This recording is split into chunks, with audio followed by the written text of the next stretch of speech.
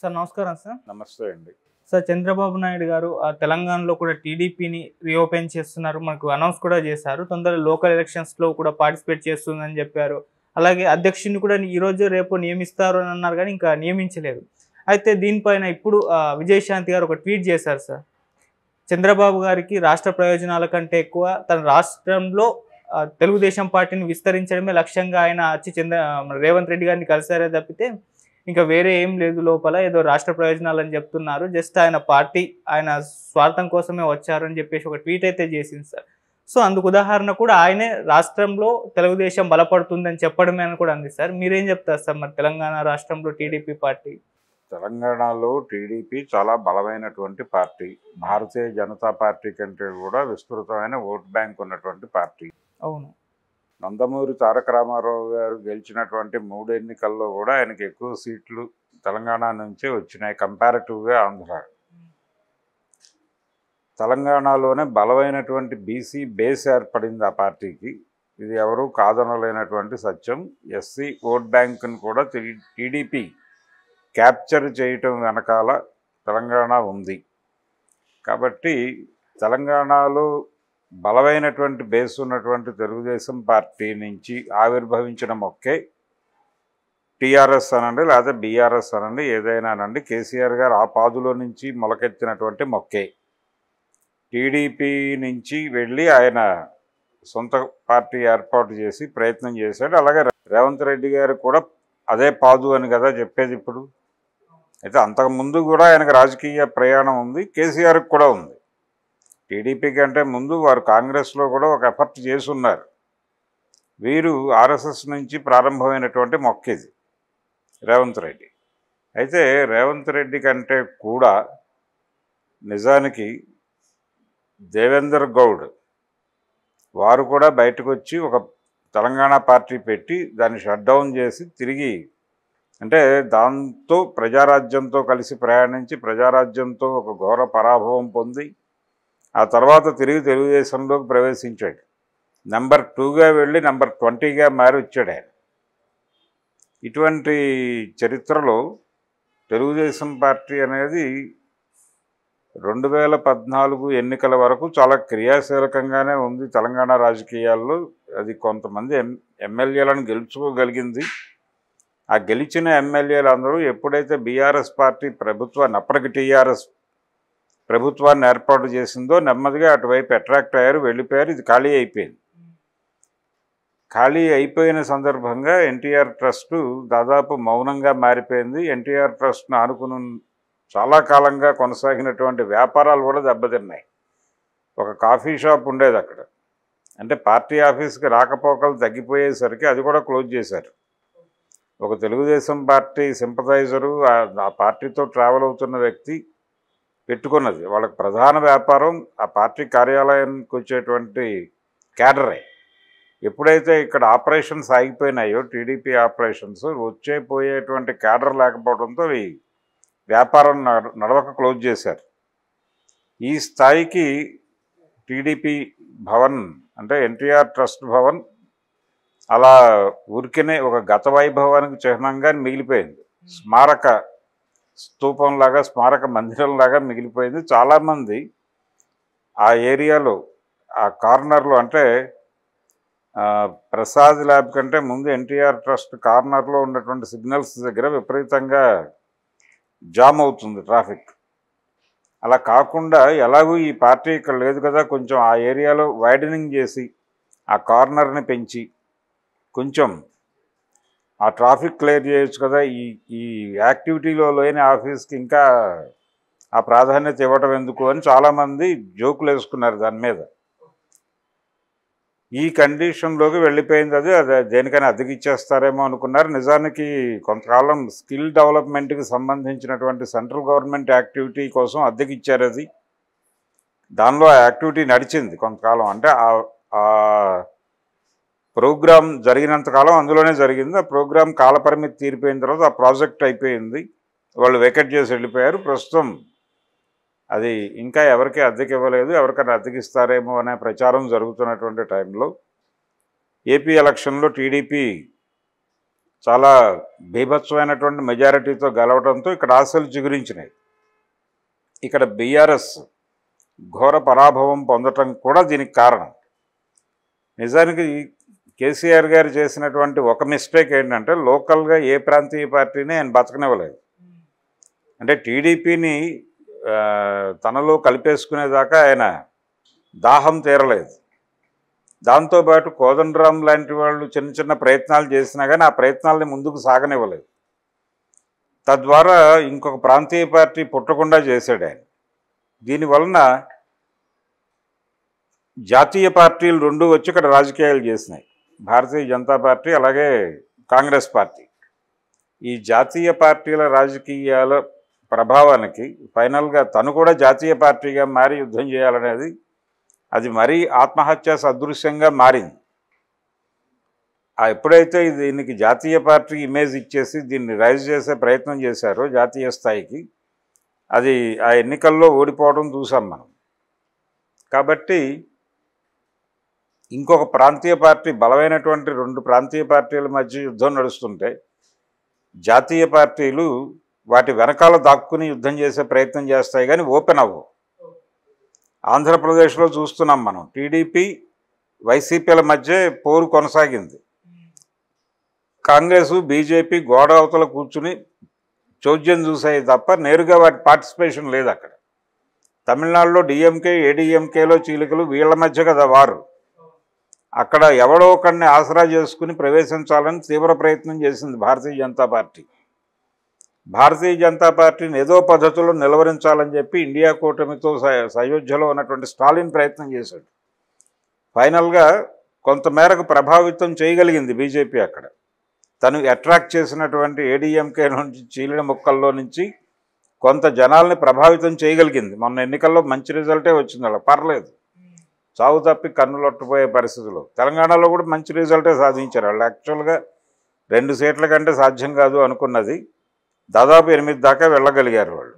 ఇది మామూలు విషయం కాదు. ఇటువంటి కండిషన్లో ఇప్పుడు ఇక్కడ చంద్రబాబు నాయుడు గారు రిఓపెన్ చేస్తే, ఆ రిఓపెన్ చేసింది ఇప్పుడు ఆవిడ ట్వీట్ ప్రకారం ఏంటి, రేవంత్ రెడ్డితో కలిసి ఈ ప్రోగ్రామ్ డిజైన్ చేస్తున్నాడు అని. రేవంత్ రెడ్డి గారితో కలిసి ఎలా డిజైన్ చేస్తాడు? ఆయన కాంగ్రెస్ పార్టీతో ట్రావెల్ అవుతున్నాడు, ఈయనేమో బీజేపీతో ట్రావెల్ అవుతున్నాడు. ఇక్కడ కౌంటర్ ఓపెన్ చేసినప్పుడు ఎన్డీఏలో కూడా డిస్కషన్ మొదలవుతుంది కదా, నీ జర్నీ ఎటు, ఎవరితో కొనసాగుతావని. ఆయన ఏపీలో మీతోనండి, తెలంగాణలో కాంగ్రెస్తో అండి చెప్పలేడు కదా. ఎన్డీఏలో కూడా మెంబర్ ఆయన. ఎన్డీఏలో మెంబర్ అయినప్పటికీ నేను ఇలా వ్యవహరిస్తానని అంటే కుదరదు కదా. ఆ మధ్య పవన్ కళ్యాణ్ ఇక్కడ ఇండివిజువల్గా పోటీ చేశాడు. పోటీ చేసినప్పుడు భారతీయ జనతా పార్టీతో పొత్తులో లేడు ఆయన, విడిగా పోటీ చేశాడు. కాబట్టి ఇది కూడా అలాగే జరగచ్చు అంటే ఆ మేరకు అవకాశం ఉంటుంది. కానీ జాతీయ స్థాయిలో శత్రు పార్టీతో కలిసి ఎలా ప్రయాణం చేస్తావు అనే క్వశ్చన్ వస్తుంది కదా. ఇది వదిలి దానిలోకి వెళ్లాల్సి ఉంటుంది ఆయన. ఇప్పుడు ఆయన ఎన్డీఏను వదిలిపెట్టి యూపీఏలోకి వెళ్ళే పరిస్థితి లేదు చంద్రబాబు. కాబట్టి ఇక్కడ ప్రమాదం ఏంటంటే, ఒకటి కొంతవరకు బీఆర్ఎస్ అక్కడ ఎలాగైతే వైసీపీ వలన కాంగ్రెస్ పార్టీ షట్ డౌన్ అయ్యి ఇప్పుడు వైసీపీ కింద పడింది కాబట్టి దాన్ని బూడిద నుంచి తన నిర్మాణం జరుపుకోవడానికి ఎలాగైతే ప్రయత్నం చేస్తుందో, నిన్న రేవంత్ రెడ్డి గారు హాజరైన వైఎస్ రాజశేఖర రెడ్డి గారి 75వ జయంతి వేడుకల ప్రోగ్రాం, దాని వెనకాల ఉన్నటువంటి ఆలోచన అదే. జగన్మోహన్ రెడ్డి పార్టీ నాశనం అయిపోయింది కాబట్టి ఇప్పుడు ఆ బూడిద నుంచి మనం కాంగ్రెస్ పార్టీని తిరిగి పుట్టించుకోవాలనే ప్రయత్నంలో అందరూ వెళ్ళి మంత్రాలు చదివారు నిన్న. ఈ మంత్రాలు ఏ మేరకు పనిచేస్తాయి, అది ఎలా రైజ్ అవుతుంది అనేది చూడాల్సిన వ్యవహారం. కేవీపీ గారు చాలా దుందుడుకుగా రేపు రాబోయే ఎన్నికల్లో అధికారం కాంగ్రెస్దే అని ప్రకటించేశాడు. అలాంటివి కూడా నడవాలి. ఆ మాట అన్న తర్వాత ఆ గెలుపులో నేను కూడా భాగస్వామిని అవుతానన్నాడు ఈ పెద్ద మనిషి రేవంత్ రెడ్డి గారు. సరే, వాళ్ళు ఎలాగైతే ప్రయత్నం చేస్తున్నారో అలాగే బీఆర్ఎస్ నాశనం అయితే ఆ బీఆర్ఎస్ నుంచి తాను లబ్ధి పొందాలని తెలుగుదేశం పార్టీ ప్రయత్నం చేస్తోంది. ఇక్కడ జ్ఞానేశ్వర్ వెళ్ళిపోయిన తర్వాత పూర్తిగా తాళం పెట్టారు దానికి. 2 ఎన్నికల్లో అభ్యర్థిని నిలబెట్టలేదు, వద్దని చెప్పాడు ఆయన, జైల్లో ఉన్నాడు అప్పుడు. జ్ఞానేశ్వర్ తీవ్రమైనటువంటి ఆగ్రహంతో వెళ్ళిపోయాడు బయటకు. ఆ రోజు పార్టీ ఆఫీస్ బయట మాట్లాడాడు ఆయన మీడియాతో, లోపల కాదు. కాబట్టి ఇప్పుడు ఈ బీఆర్ఎస్ పార్టీలో గెలిచిన ఎమ్మెల్యేలు, ఓడిపోయిన ఎమ్మెల్యేలు, గతంతో టీడీపీతో ట్రావెల్ అయిన వాళ్ళు వీళ్ళందరూ కూడా వెళ్ళి చంద్రబాబు నాయుడు గారికి శుభాకాంక్షలు చెప్పి వచ్చారు. ఆయన మొన్న వచ్చాడు కదా హైదరాబాదు. వచ్చినప్పుడు ఊరంతా నిజం గెలిచింది, నిజమే గెలిచింది అని చెప్పి హోర్డింగ్స్ పెట్టారుగా ప్రతి చోట. వీళ్ళందరూ యాస్పిరెంట్స్. ఇప్పుడు టీడీపీ తెరవబోతోంది. తెరిచినటువంటి తెలుగుదేశం ఆఫీస్లో మన ప్రామినెన్స్ వెతుక్కోవాల్సి ఉంది అని చెప్పి చాలామంది ఔత్సాహికులు, పాత వాళ్ళు అందరూ మిక్స్ అయిపోయి ఈ నిజం గెలిచింది హోర్డింగ్స్ పెట్టారు ఊరు వాడ అంతా. కాబట్టి దీనిలో నుంచి బీఆర్ఎస్ పార్టీ నుంచి వస్తున్నటువంటి వాళ్ళల్లో ఆయన తుమ్మల నాగేశ్వరరావు కలిశాడు ఆయన్ని. ఇలా తెలుగుదేశం నుంచి చెల్లా చెదురు అయిపోయినటువంటి క్యాడర్ అంతా కూడా తిరిగి తెలుగుదేశం వైపు డ్రైవ్ మొదలైంది అనేటువంటి ఒక ఇండికేషన్ ఇస్తూ తెలుగుదేశం పార్టీకి చెందిన సోషల్ మీడియా నెట్వర్క్స్ అన్నీ కూడా రకరకాల పేర్లని తెర మీదకు తీసుకొస్తున్నాయి. అంటే టీడీపీ తెలంగాణ అధ్యక్షుడిగా మల్లారెడ్డి అనేటువంటి ఒక స్టోరీ బాగా స్పెక్యులేట్ అవుతోంది ఇప్పుడు. ఇలా రకరకాల పేర్లు రంగంలోకి వస్తున్నాయి. ఎవరవుతారు అనేది వేరే గొడవ. అది చంద్రబాబు నాయుడు గారు నిర్ణయం తీసుకుంటాడు ఫైనల్గా. అయితే ఇక్కడ చూడవలసింది ఏంటంటే రేవంత్ రెడ్డితో ఈయన స్నేహం ఈ వ్యవహారంలో కూడా కొనసాగుతుందా అంటే డెఫినెట్గా కుదిరే వ్యవహారంగా కనిపించడం లేదు. ఎందుకంటే నిన్న ఆయన విజయవాడ సభలో రేవంత్ రెడ్డి గారు బీజేపీ అనగా బాబు జగన్ పవన్ అన్నాడు. అది అంతకుముందు కూడా ఆయన కాయిన్ చేసినటువంటి అబ్రివేషన్. అది బీజేపీ అంటే భారతీయ జనతా పార్టీ అనుకోకండి, బాబు జగన్ పవన్ అన్నాడు. అదే నిన్న పునరుద్ఘాటించాడు ఆయన. ఇప్పుడు అదే జరగవచ్చు ఇక్కడ కూడా. అక్కడ ఎలాగైతే బీజేపీ పవన్తోనూ జగన్తోనూ బాబుతోనూ కలిసి ప్రయాణిస్తూ ఉంది అనేదానికి దానికి పెద్ద ఆలోచించక్కర్లేదు, చర్చలోకి వెళ్ళక్కర్లేదు. మొన్న స్పీకర్ ఓం బిర్లా గారి ఎన్నిక సందర్భంగా జగన్ గారి వ్యవహార శైలి చూస్తే అర్థమైపోతుంది వారు ఎక్కడున్నారు అనేది. అదే పద్ధతిలో ఇక్కడ బీఆర్ఎస్ అనేది బీజేపీకి సహకరించింది కదా మొన్న పార్లమెంట్ ఎన్నికల్లో. రేపు అందుకని చంద్రబాబు నాయుడు ఏదో ప్రో రేవంత్ రెడ్డి స్టాండ్ తీసుకుంటాడేమో, కాంగ్రెస్ అనుకూలంగా వ్యవహరిస్తాడేమో అనే పద్ధతిలో కొంతమంది ఒక ఆలోచన చేస్తున్నారు. కానీ అది సరైనది కాదు. ఆ ఆలోచన నుంచి పుట్టిందే విజయశాంతి గారి ట్వీట్. ఇది తప్పు. ఇది 100% తప్పు. భారతీయ జనతా పార్టీ వ్యూహాలు తెలియక మాట్లాడే మాటలు. భారతీయ జనతా పార్టీ అనేది రాజకీయ వ్యూహరచనలో చాలా అంటే ఆరితేరిన పార్టీ అని చెప్పుకునే కాంగ్రెస్ పార్టీకే వాళ్ళు 3 చెరువులు నీళ్లు తాగించేశారు ఆల్రెడీ. 3 ఎన్నికల్లో ఆ పార్టీ రైజ్ అవ్వకుండా చూడగలిగారు. ఓటమి అంచున ఉన్నటువంటి సందర్భంలో దాన్ని విజయ తీరాలకు నడిపించినటువంటి వాళ్ళ ప్రావీణ్యం చూసాం మొన్న పార్లమెంట్ ఎన్నికల్లో. 63 సీట్లు కోల్పోయి కూడా 3వ అధికారం హస్తగతం చేసుకున్నారు. వాళ్ళు కొత్త డిజైన్ ఏంటంటే ఇప్పుడు బీఆర్ఎస్కి ఒకవేళ ఇదే వ్యతిరేకత కొనసాగితే ఏదో మేరకు అది కొన్ని సీట్లు గెలుచుకోగలిగితే, కొంత ఇన్ఫ్లుయెన్స్ చేసి బీజేపీకి పెరిగిన బలంతో కొంచెం గెలుచుకుంటే, కాంగ్రెస్ గెలిచే ఏరియాల్లో కొంత టీడీపీ గెలిస్తే కాంగ్రెస్కి నెంబర్ తగ్గించడం ఇక్కడ అవసరం. వాళ్ళకి భవిష్యత్తులో కాంగ్రెస్కు ఉన్నటువంటి నెంబర్ని డిస్టర్బ్ చేయడానికి తెలుగుదేశం పార్టీని కూడా వాడి, బీఆర్ఎస్ని కూడా వాడి, తన శక్తిని వాడి కాంగ్రెస్ పార్టీకి సీట్లు తగ్గించి, సౌత్ నుంచి సపోర్ట్ తగ్గించి, నార్త్లో కొంతమేరకు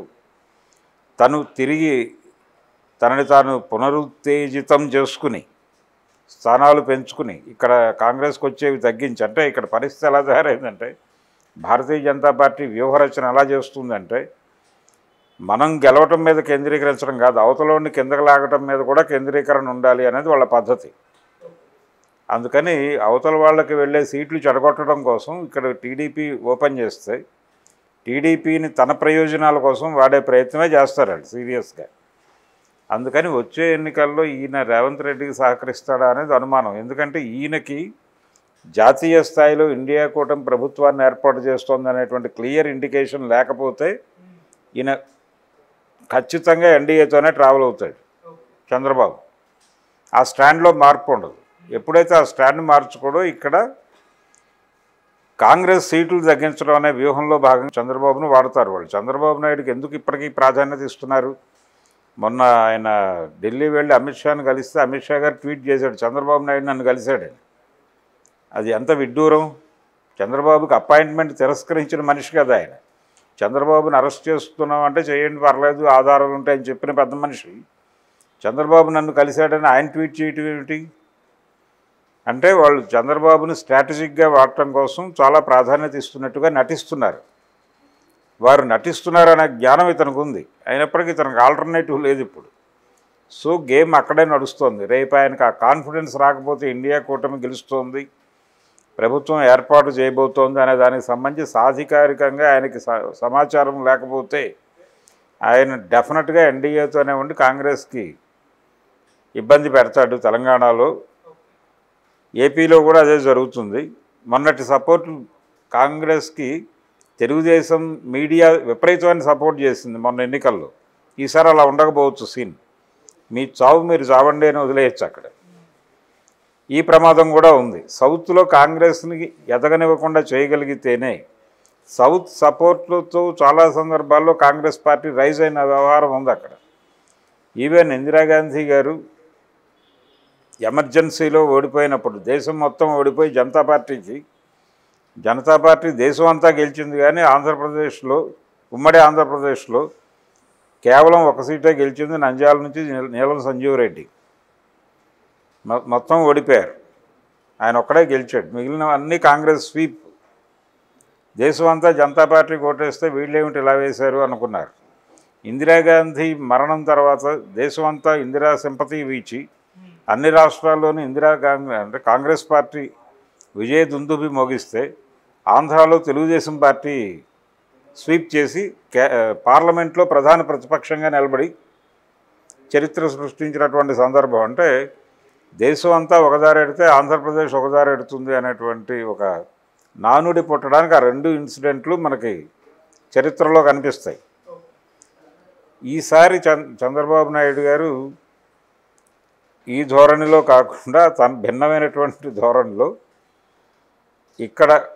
అక్కడ ప్రో ఎన్డీఏ స్టాండ్ తీసుకుని కాంగ్రెస్కి బై చెప్పేసి, కాంగ్రెస్కి తన మీడియా వైపు నుంచి అందుతున్న సహకారాన్ని కూడా షట్ డౌన్ చేసి, ఇక్కడ కాంగ్రెస్ని కట్టడి చేయటం కోసం భారతీయ జనతా పార్టీకి సహకరించి, అలాంగ్ విత్ బీఆర్ఎస్ సహకరించి ఒక కొత్త గేమ్కి అంకురార్పణ చేయవచ్చు. ఒకే గేమ్ రెండు ఎన్నికల్లో ఆడిన చరిత్ర లేదు ఆయనకి, చంద్రబాబుకి.